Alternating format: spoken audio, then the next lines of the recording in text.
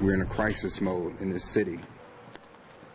It has been another violent weekend in Indianapolis. In fact, just overnight, we had a woman shot in the head, a deadly shooting that a man says he committed in self-defense against a robber, and then another shooting outside of a bar.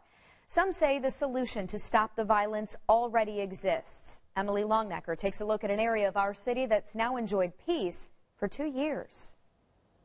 Well, Jenny, 2 years ago, the people here in Butler Tarkington say they were walking around terrified, wondering who was going to be the next victim of gun violence. Fast forward 2 years, and now this neighborhood is marking 2 years without a homicide, even as gunfire erupted all over the city last night. 7 shootings, 8 victims in and around Indianapolis in just one night. One of those shootings fatal. A 20-year-old died after he was shot in an apartment on the Far East Side. Police say the shooter is claiming self-defense, despite a violent night. And a lot of community partners came together.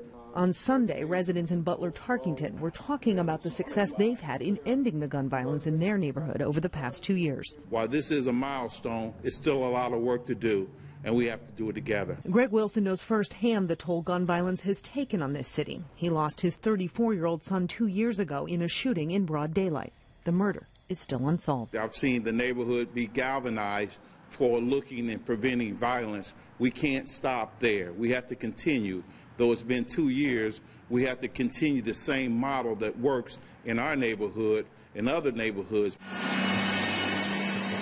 That model includes people who live in a neighborhood working with law enforcement and members of the 10-Point Coalition, an anti-violence group that walks the streets 4 nights a week, reaching out to young people who may be involved in illegal activity. We use a lot of OGs who have been there and done that to try to convince them that there is a better way, and that ultimately, if they continue down the path of criminality, is going to lead to either jail, prison, or the grave. Not only did they show up initially, but they stayed. And throughout the last 2 years, they have put in really a ground war against violence in our city. Now it seems residents in other neighborhoods across the city are reaching out to the folks here in Butler Tarkington and to the 10-Point Coalition, asking how they can start their own ground war against violence. Jenny?